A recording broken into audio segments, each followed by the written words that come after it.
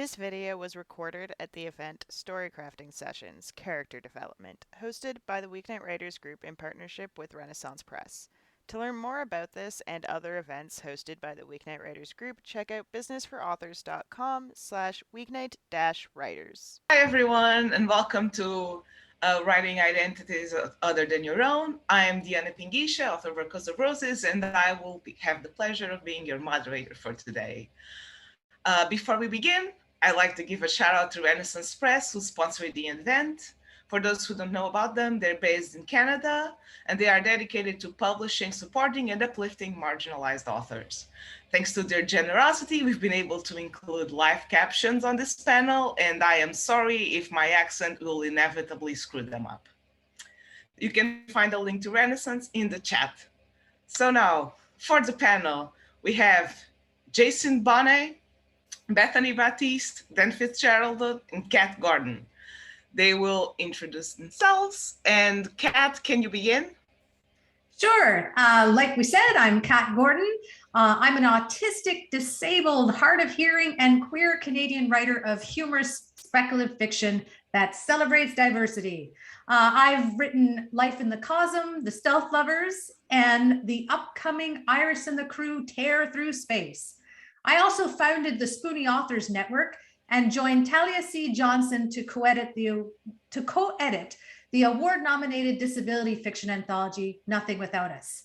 That anthology was taught 3 times at Trent University as part of a disability studies course. And submissions for Nothing Without Us 2 are open until January 31st, 2021. Just thought I'd throw in that plug. Lastly, I'm feisty and I'm friendly and I really like cake.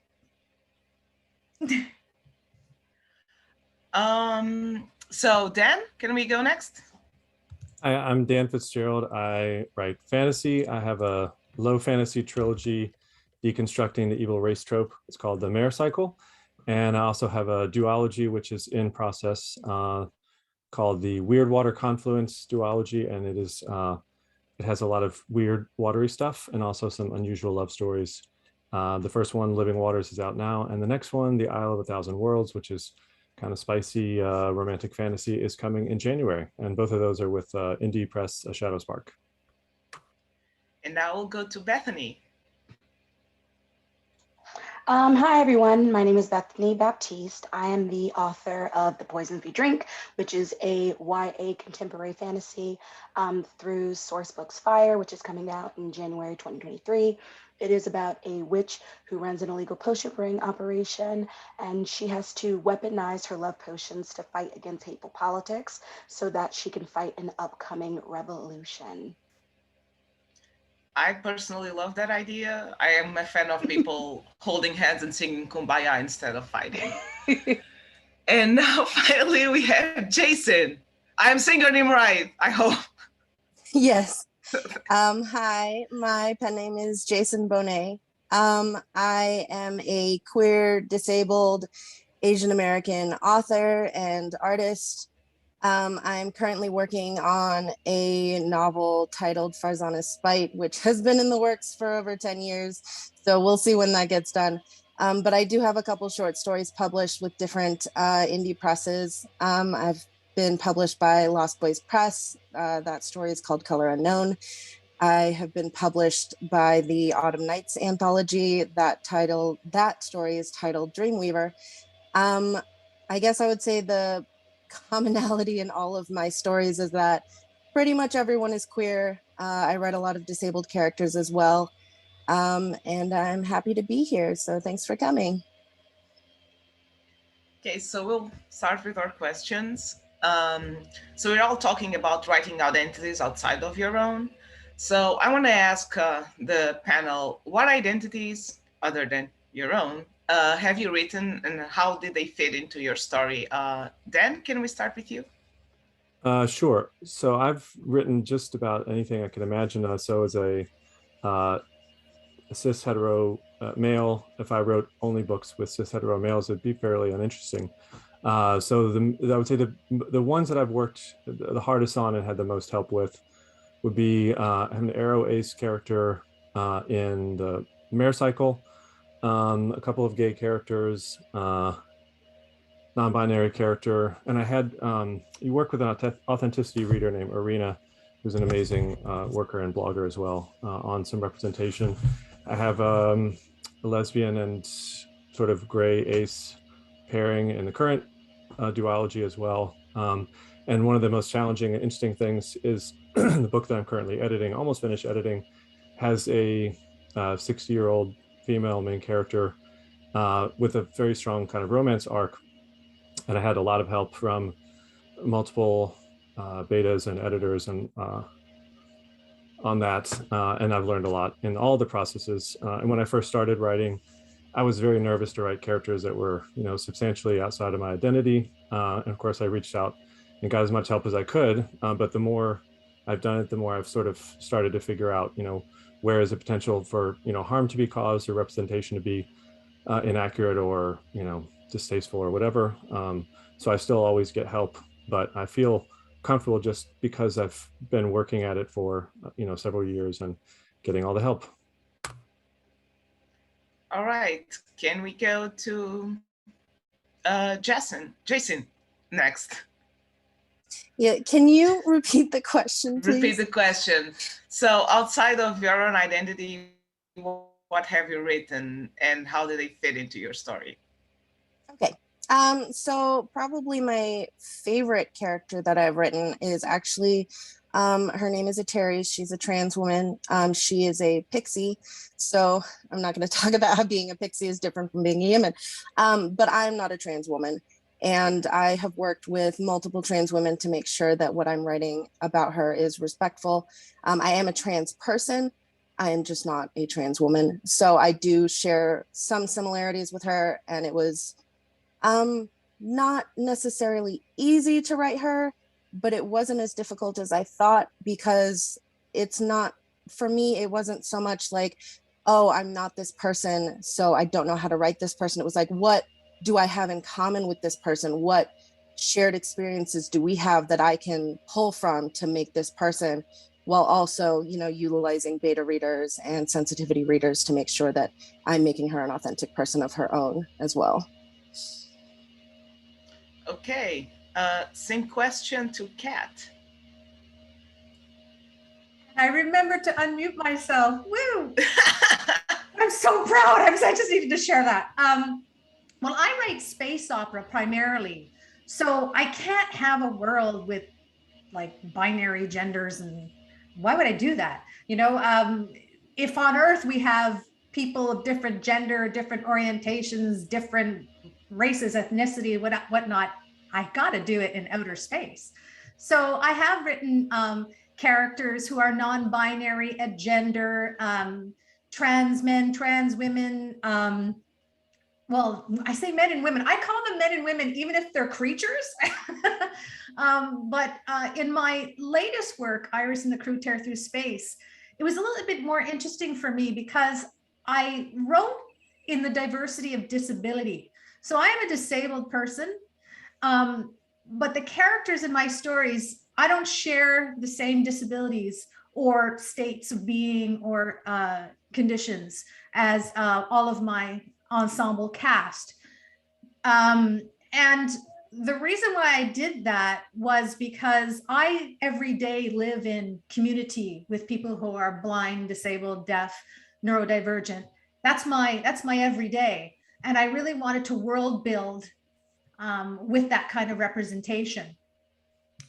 So yeah, that's been kind of super fun to do, and do it in a space opera milieu, kind of looking at what's on Earth, and then how do you take it, make it imaginative, and take the tech a little bit forward in space opera. Yeah, I call it the Mass Effect thing, where everyone just wants the aliens. And you're technically asexual because there's like a spectrum of beings out there that don't necessarily fit. I mean, well, Garrus is Garrus, that's all I'm going to say. So we'll go to Bethany. Bethany, what have you written outside of your own experience? So in the Poisons We Drink specifically, it has a very large Black American cast, but the other side of the cast is Southeast South Asian American cast. And I also have a non-binary love interest in the cast, which was extremely important for me. Because I have several non-binary mutuals, and when I spoke to them in the past, they talked about their frustration in not being seen as romantic love interests, or being seen as a romantic figure in fiction, and I thought that that would be very important to explore. Right, nice. So you have all talked about using beta readers or authenticity readers. How important do you think they are to ensure you stay accurate? And we can go with Kat. Back to you. Do you use authenticity readers? I cannot live without them. Yeah. When I wrote The Stealth Lovers, I was writing the origin story of two characters from my first novel who were fan favorites, and they're lizard men warriors, but they're gay men. And I'm not a gay man, neither am I a lizard man warrior. But I remember I almost stopped writing it because I thought, I don't want to hurt people. I don't want to get it wrong. And I happened to be in a critique group that had a lot of queer guys in it. And I was kind of going through a panic attack saying, I don't want to hurt people. I know I'm not going to get this right. And one of my critique partners said, honey, just write the story you want to write. We'll tell you if there's something that has to be fixed or adjusted or blah, blah, blah. And it sounds so simple, but it calmed me down so much. And I've always used beta readers, but now because I really want to, push the limits with diverse representation, I not only need beta readers, but I need sensitivity editors. I'm actually a sensitivity editor myself for ableist terms and such in fiction, but especially with the Iris and the Crew, the story that I'm working on, it's built on the social model of disability. And so I have, again, a lot of representation. I did my best with research, but I said to my publisher, I had all disabled beta readers, but in these areas, I would like to have a professional sensitivity editor. That way I'll feel that, okay, I did my research. Now I'm going with more lived experience opinions, and I'll feel that I did my best, because you just don't want to work that hard on a book to know that it's going to hurt people en masse kind of thing. It's hard to get it perfect, but if you can really just try your best, more people will enjoy the book. Okay, so still on the, since you all use sensitivity readers, do you all write first, like Kat was doing, and then ask the questions later, or do you ask the questions first and then draft later? Dan? I feel like Bethany, you can go. Yeah. I'm sorry. No, you can go. That's fine. I feel like it kind of depends if you're like a pantser or a plotter, because a lot of people, they'll do a lot of front work, character work beforehand, so they might ask questions beforehand so they can get an idea of those characters. And then, but if you're a pantser, a lot of the times you'll just write the story and then you'll ask questions so that you'll have a plan in mind when you're revising, because that's what I did. As I was writing characters of different identities that I knew that I wanted to include in the story, I just wrote them, and I knew that there would be a lot of biases or potentially problematic things because I'm looking at it through my lens. So I hired two sensitivity readers to vet those specific characters to make sure that that I was doing what I was supposed to do in a respectful way. Jason, do you have anything to add? No, I think Bethany did a really good job answering that. I mean, it really does depend whether you're a plotter or a pantser, I think, what you're going to do first. Dan?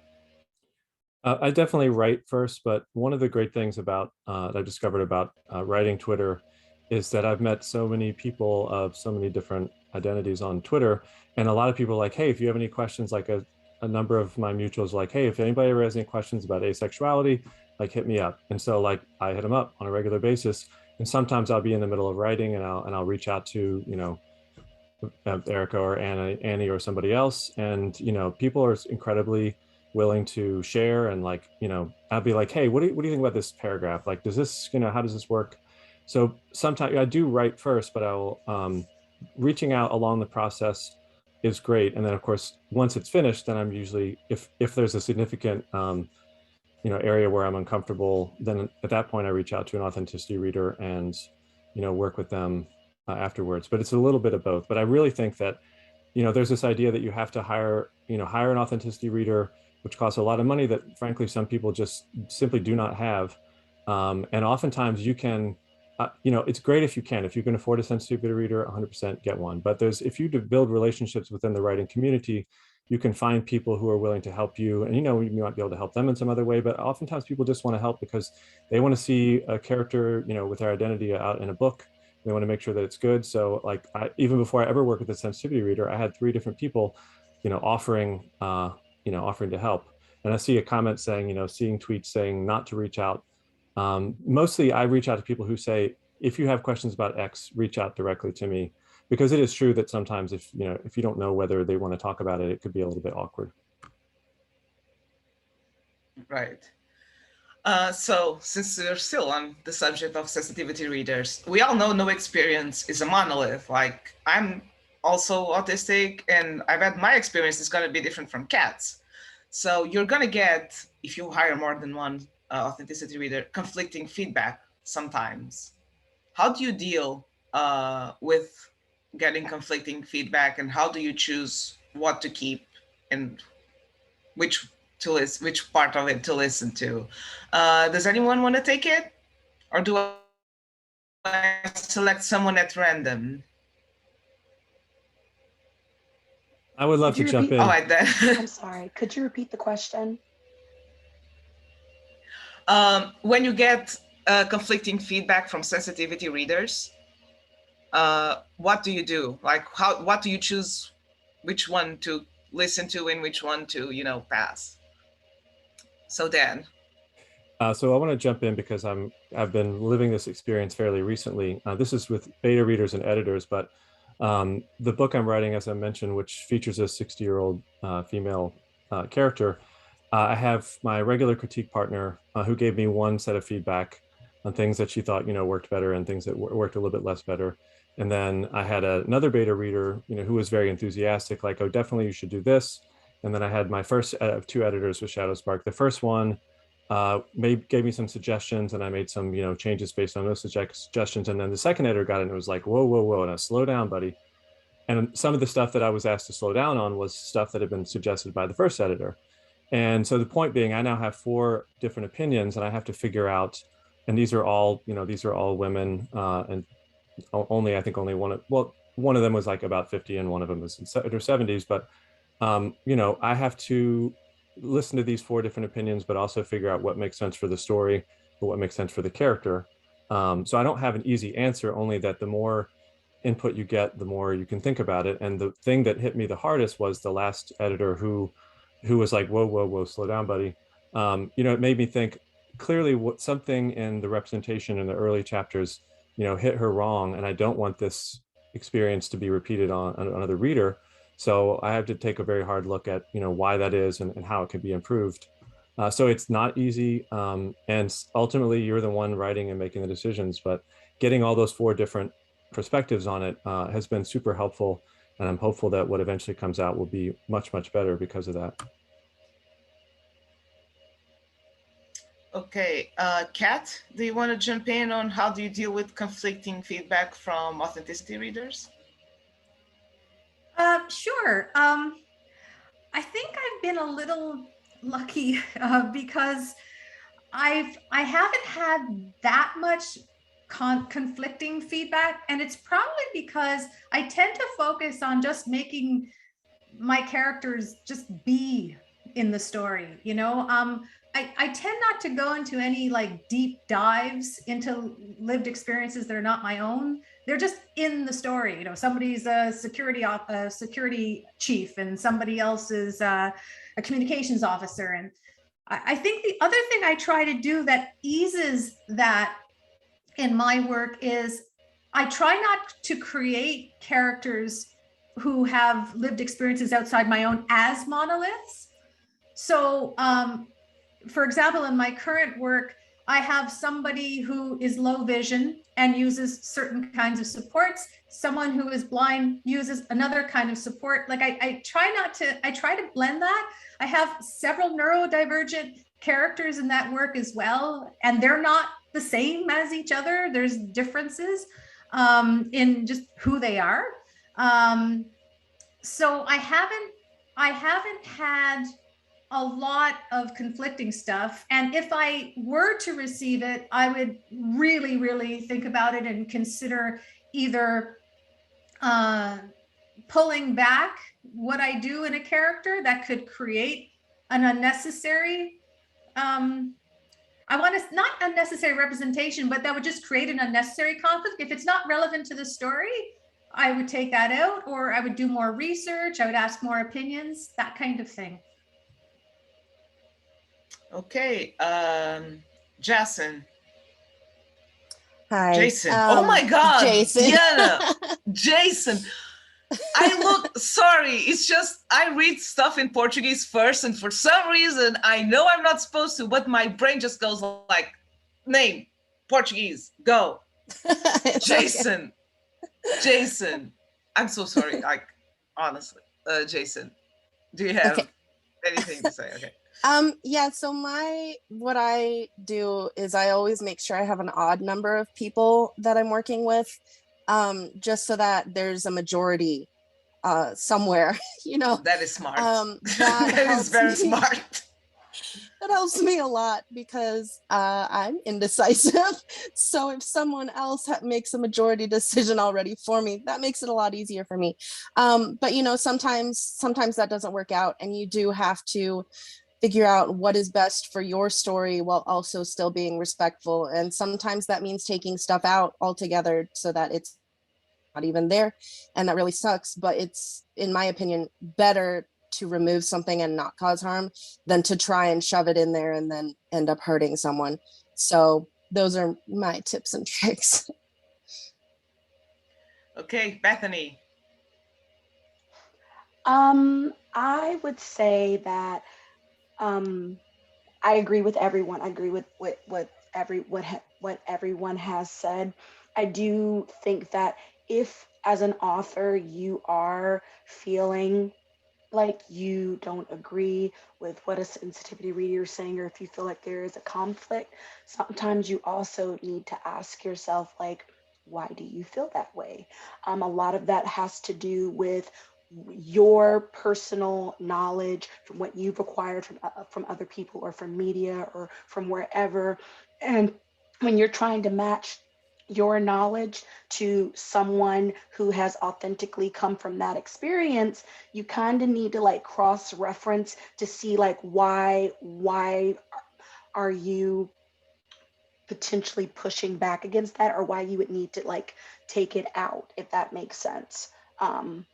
Yeah, I hope that makes sense. But what if it's two sensitivity readers telling you different things?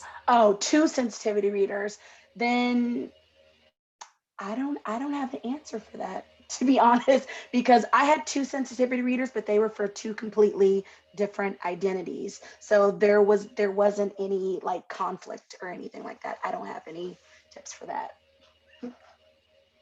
So it should be like, you just keep, like Jason said, just keep an odd number in majority rules. Just keep an odd number. That sounds about right. That is smart. Okay, so we're to the part of audience questions. Oh my, where's my mouse? There it is. We're going to audience questions, and I saw one up here that I'm trying to, there it is. Daria asks, I've seen tweets saying not to reach out to your friends asking those questions that Dan was referring to. How do you know who you can ask and when? Do you wait for them to tweet an offer? And so I answered this.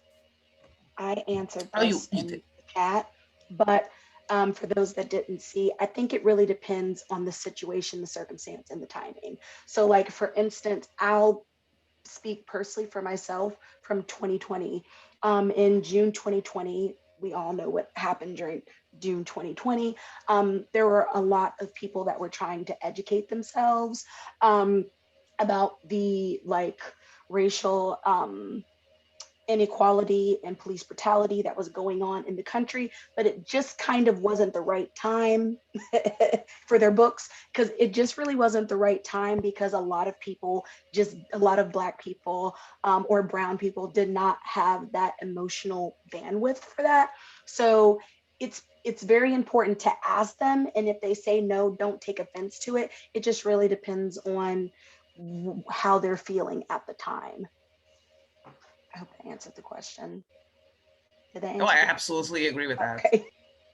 That is very much true.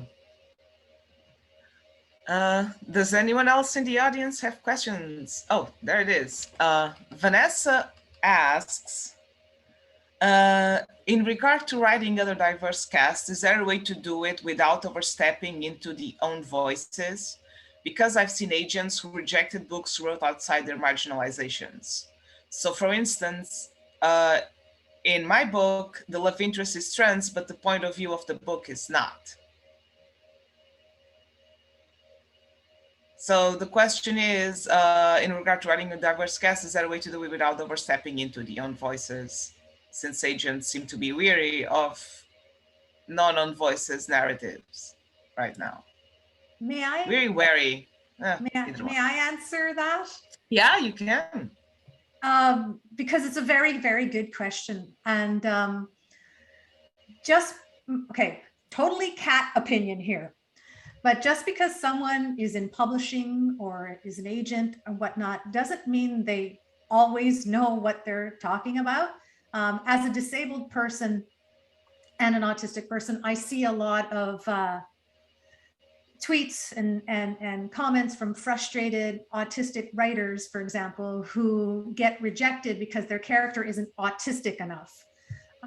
There's a problem in publishing with a capital P, where people have ideas about certain, I'll focus, for example, on disabilities, that buy into ableist narratives or tropes that were conceived by people who are neurotypical and not disabled. And so you actually might be getting feedback that's kind of crap. I think what Vanessa's trying to ask is like, how do you're trying to write diversely, right? But how do you make sure you do not overstep into own voices territory? As in, I'm not autistic, but I'm writing a book about an autistic character and experience. Right, and I mean, in this case, the point of view is someone who isn't trans, and there's a trans person in the book. And I think I go back to something I heard that, you know, if you're going to write outside your lived experience, just know what you're doing. And if your character is just a character in the story, that's great. I think when you own voices territories is when you really try to put yourself right into that of the character that's not of your lived experience, and you try to do a deep dive based on what you think the experience is. That's where you can head into difficulty. And I've attended a lot of panels that were run by trans folks, queer folks, and folks of different lived experiences who said, you know, sometimes we just want to be characters in the story. That's what we want. Just include us in your cast. So there does seem to be that opinion of put us in there.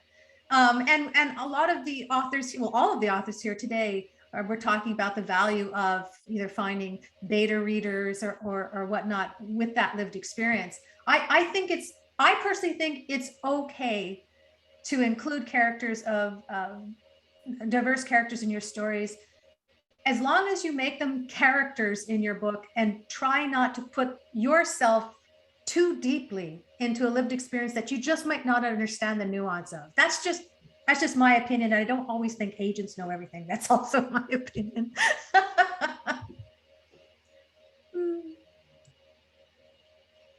Does anyone else have anything to add? I'll go. Okay, go, Jason.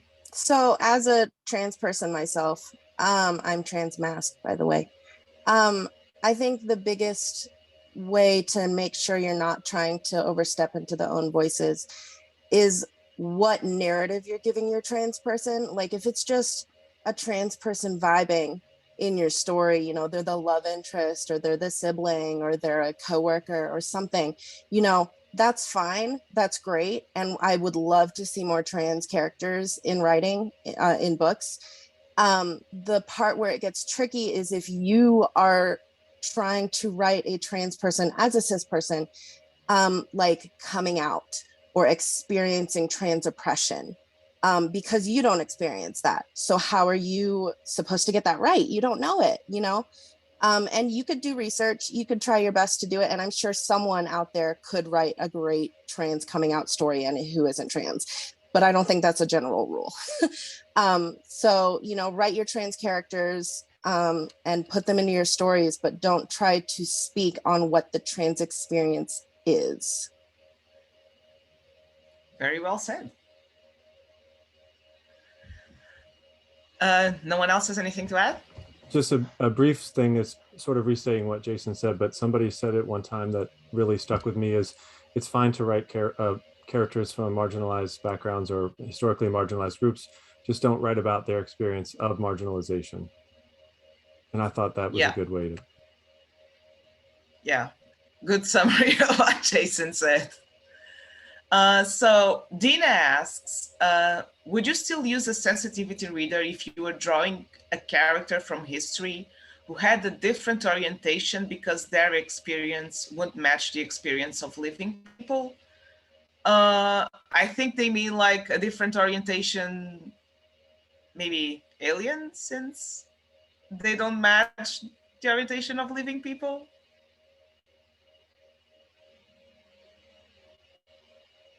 I think what they're trying to say is probably sexual orientation, but like orientation.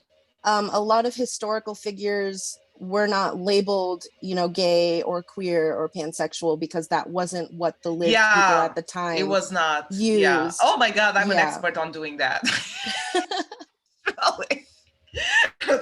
Okay, so how do you do that if you were drawing from a character in a history where they're canonically straight, because everyone is canonically straight in history? How would you do that if you wanted to write them of a different sexuality? Anyone want to take it? Bethany, do you want to take it? I'm sorry, I'm getting a bad connection. Could you repeat that question one more time? Okay, so because all historical figures are canonically straight, because that's how history goes, unfortunately, if you were to redo a historical retelling, but you take those straight historical figures and you write them off a different sexuality, how would you handle that? I've never written a history. I've never written a historical figure before, but I feel like if there is historical evidence, if there's historical evidence that that person is of a different sexual orientation, I don't see the issue, because there's always theories all over the place, right? You have theories over here that this person is straight, and then you have theories over here that this person is potentially queer. I really don't see the issue, right? Oh, so I think Dina's elaborating so we can understand the question. Okay. For instance, in the 1920s, there was no term for bisexuality or polyamory. But you want to include that in a 1920s story. How would you do that? I'm stumped. I'm stumped, to be honest. I'm not exactly sure. Like, I'm sure there's a solution, but I'm drawing a blank right now. I'm sorry. Um, I really wouldn't even, I feel like being someone who is bi, I feel like if you're writing this story from this character's point of view, if you are, it really depends on, is she confident in who she is, in her like fluidity, or is she someone that's struggling with it because because it goes against what everyone else is doing of the time, or it's illegal, or it's forbidden, right? So it just really depends on how you're portraying that character who's a real person. Is that what it is? Is she a real person, I or is she don't just think a it was a real character? person, just in a real historical context. Hey, I'm just going to jump Just a in character for in a historical some context. clarification. It sounds like the question is actually if you are writing about someone in this time period who is of Oh, an orientation that didn't like technically exist and like had a very different experience back then, would you still hire a modern sensitivity reader, or would you just do a lot of research for historical context? oh, okay, that makes a lot more sense. Yeah, it Yes. was like we I were would around it for a while in the chat. I would do research for historical context, because back then they did things a lot differently than we do now. And if the person that you are hiring as a sensitivity reader does not have that historical background, then they might give you inaccurate information that wouldn't be authentic, especially for people that are very avid historical readers. And historical readers are very, very, very picky about authenticity, and they will jump you. They will jump you in the alleyway if you get it wrong. So I would highly recommend that you research it from a historical context compared to someone that is a bi or polyamorous person living in the now, unless they have background knowledge in historical context. I hope that answers your I question.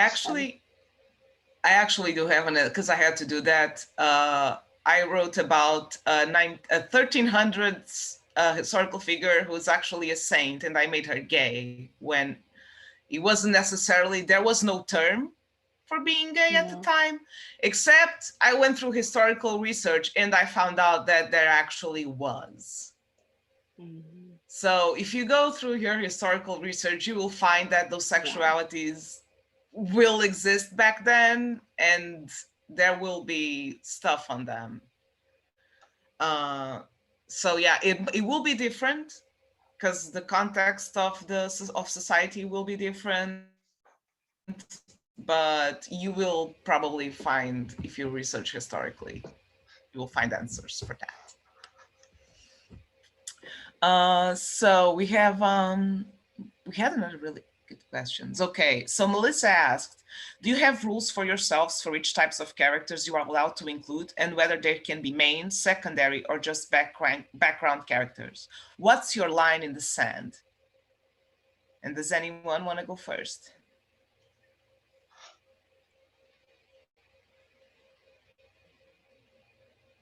I will repeat, do you have rules for yourselves for which types of characters you want to include? Okay, Dan wants to go. Yeah, I'll jump in. I have no rules and no line in the sand as far as what characters I would write about. I do have rules and lines in the sand on what aspect of their character I would focus on in the story. As mentioned before, not their experience of oppression as a marginalized person, not their experience of identity specifically, but I think as writers, we can write about any character that we want, provided that we realize the limitations of our own perspective and seek help when we need it. There's a lot of things a lot of perspectives I wouldn't write in terms of what aspect of the character's life I'm writing about or focusing on, but there is no character type I think I would avoid entirely. Um, Okay, Bethany? my rule is particularly for main characters, if I do not share that identity, I refuse to write that identity as a main character, because it gets to the point of where I have to ask myself, or anyone has to ask themselves, am I the right person to tell this story with this specific identity? Would I be able to tell it better than someone that is from that actual experience, that lives that life? And if it comes to the point where, specifically, I'm going to talk about query trenches. If you are writing this story if you are writing this story and there is a main character that with an identity that is vastly different from your own, if you were able to get to the other side of the query trenches, would you be comfortable with taking a seat from the table away from someone with that identity that is writing that story, from a seat of authenticity? And that's something that I feel like people have to really think about. What makes you qualified to be able to tell that story with that character, from an identity that you do not have or you know nothing about per se, and take that away from someone that does, a writer that does, which sometimes is considered a very controversial thought. But I think it's just very important that for a lot of people, publishing will oftentimes pick white authors over authors of color, or to tell specific stories that are not authentic to, a person of color's life. And we all know that people of color are not monoliths, but I think it's very important that we need more seats at the table for more people of color, for more queer people that actually live those lives, so they can write those stories and not have it be told through a lens of someone else, based on what they think this identity is, if that makes sense.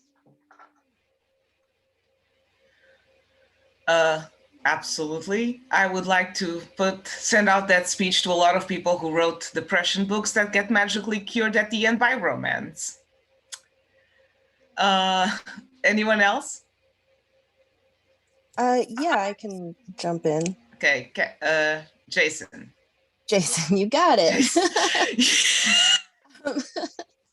So, my line in the sand, I guess, isn't so much a line, but I would not write that marginalization of people as a main character if it's not my marginalization. Like that's my line. And which is very similar to what I said before, is that don't write that marginalization if it's not yours. But like in one of the novels that I'm writing right now, I have 3 main characters, 3 point of view main characters, and 2 of them are women, they're lesbians, and one of them is a gay man. And I am none of those. I am not a gay man. I am not a woman. I am a lesbian. But if I only wrote trans masc lesbians, I don't think I'd get very far. But at the same time, unlike what Bethany was saying, I am not a white person who is writing a person of color. I'm a person of color writing people of color. And I'm not a allo cis het person writing queer characters. I am a queer person writing queer characters. So I think what's important to think about is, are your marginalizations similar? You know what I'm saying? Like, I'm still a queer person writing queer characters, but I'm not a gay man writing a gay man. I hope that's but making also sense. To what you said before, so long as you're not like making the whole thing about the marginalization that isn't your own. Exactly. Like, it's not the focus of the story. Like your characters are there existing. Exactly. And they just they're going on a pirate adventure. Like, exactly. So it's not just, about, 2 lesbians coming out against the world of, exactly. Yeah. Pressure and patriarchy. It's not about that. It's about the, pirate adventure. Mm-hmm. They Also happen to be play, lesbians. and they happen to be lesbian. Also, going back to what Bethany said about, querying and taking a spot from other people. I think it is different if you're self-publishing rather than traditional publishing. Like I don't plan on traditional publishing, so I know I'm not taking a spot at a table from anyone. I'm putting my book out there on my own. But if you are an allo cis het person, if you are a white person writing about these characters, that is such an important thing to think about, is you could be taking a spot from a marginalized person because you're writing about a marginalized person. So yeah, well, Melissa is asking, what about secondary characters? But I think the panel already answered that one, in that secondary characters, like, they're existing. As long as they're there, they're fine. But yeah. Jason, who said that? I feel like for secondary characters, as long as they're existent, as long as their part in the story or in the plot is not used to serve or protect or play as a token role in the story, and they have their own wants, their own desires beyond their marginalization or the issues that happen within their identities community, I feel like it's you're good to go. I feel like it's good to go. A lot of people, and even authors of color, when we're writing characters from identities that are not our own, sometimes we, at least those first few drafts, those specific characters feel like tokens, and we have to take a step back and during revisions and figure out how can we make this character from a token into a fully formed 3D dimensional character, and not focus on, well, if they're gay or if they're bi, then their whole plot line is going to be about them being bi. Their whole plot line is going to be about them being gay, or not being able to come out, or they are coming out, or bullying, or what have you. So that's definitely something to consider.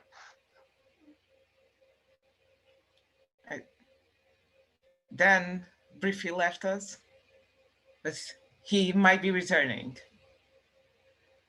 Does the audience have any more questions? The awkward moment Can I ask a question? Can I ask a question of Bethany and Jason? In your opinion, how does writing at SFF change the calculation, if at all, in the sense that, in SFF, you can have universes in which the discriminations that we have in our world are not necessarily the same. So I'd be curious to hear your perspectives, or Kat, sorry, as well, on that.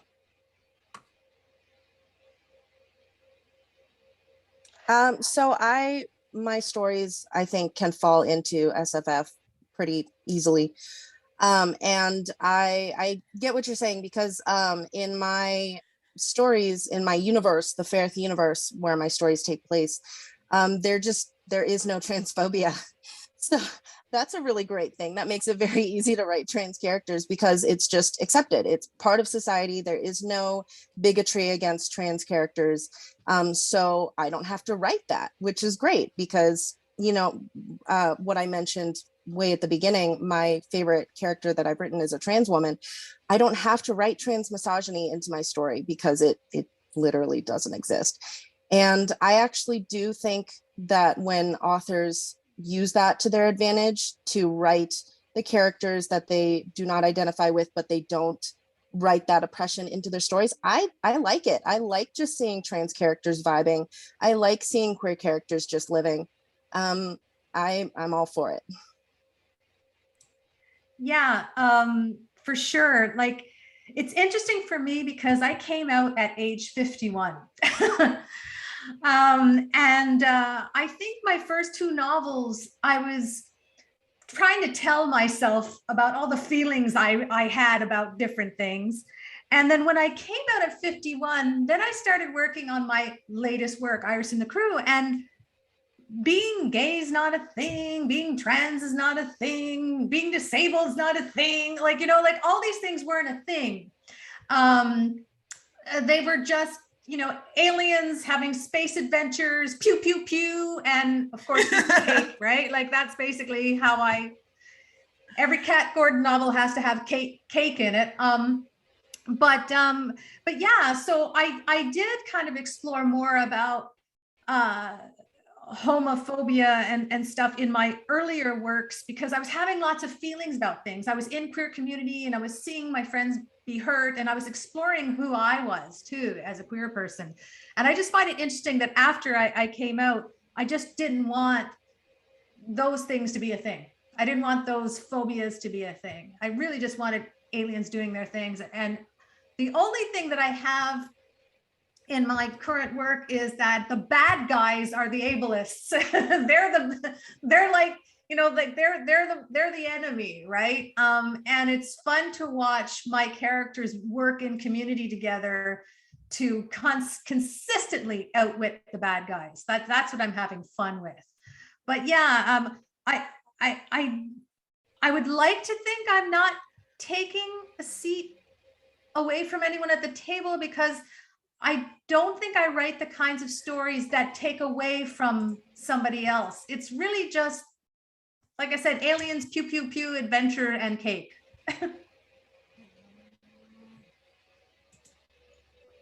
That was a really good question, Dan. And it also makes a very good point that it also depends on what genre you are writing. If you are writing contemporary, then, it's going to be a little bit different compared to if you're writing SFF and you, in the world or the world building that you have, those biases, those prejudices, those racism and phobias and isms, none of those things exist, right?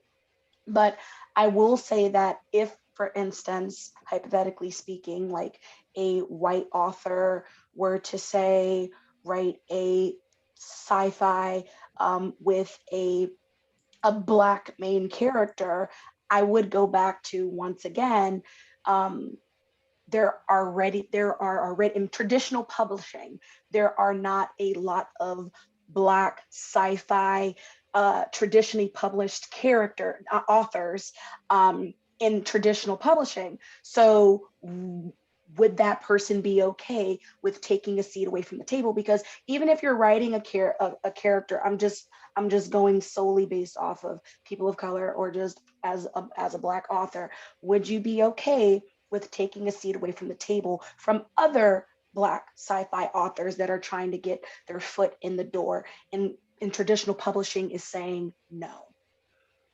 That's my only point, because obviously not every book you're going to write about Black characters or Asian characters or what have you is going to be about that marginalization. And sometimes it's just about that identity. This character looks like me. This author also looks like me.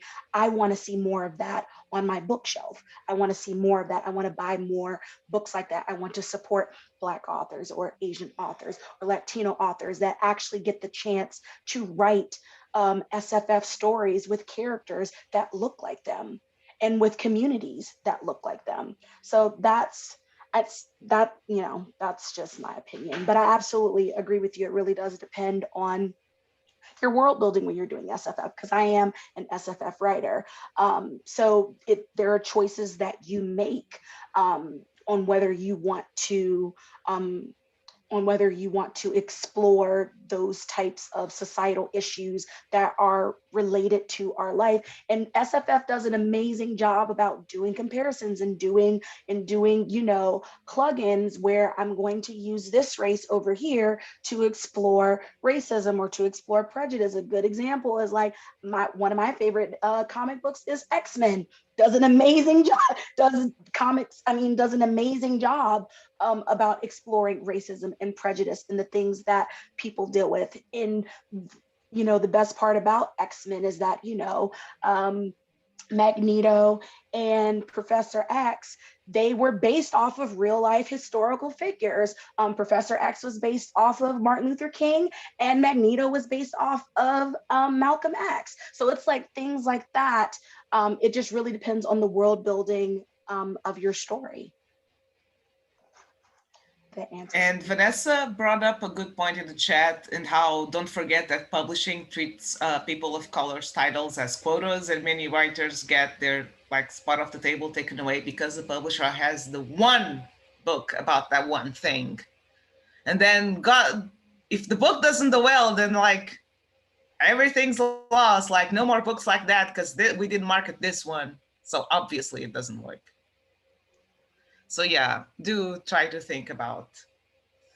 And this brings us, because we're almost to the end of our time.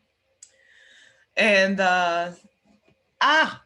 my God, where's my mouse? Okay, thank you so much, Kat, Dan, Bethany, Jason, I said it right, for participating. And thank you all for listening and for your questions. And thank you so much.